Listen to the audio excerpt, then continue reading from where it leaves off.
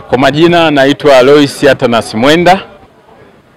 Mimi ni afisa mpango miji mwandamizi. Nimezaliwa kijiji cha Ninga, kata ya Ninga, wilaya ya Njombe, mkoa wa Njombe. Ninashukuru Mungu leo nimefika katika ofisi za Chama cha Mapinduzi kwa ajili ya kuchukua fomu. Na ni siku ambayo nilikuwa naisubiria kwa siku nyingi sana.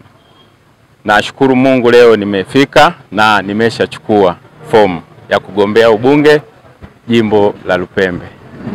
Na ni siku ambayo ni kumbukumbu kwangu.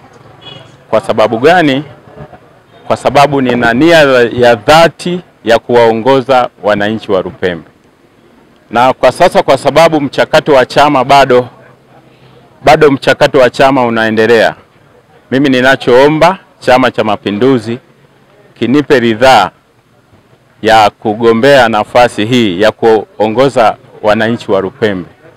Na kwa sababu ya mchakato bado unaendelea, naomba nisizungumze zaidi mpaka pale ambapo mchakato wa Chama cha Mapinduzi utakuwa umekamilika. Asanteni sana.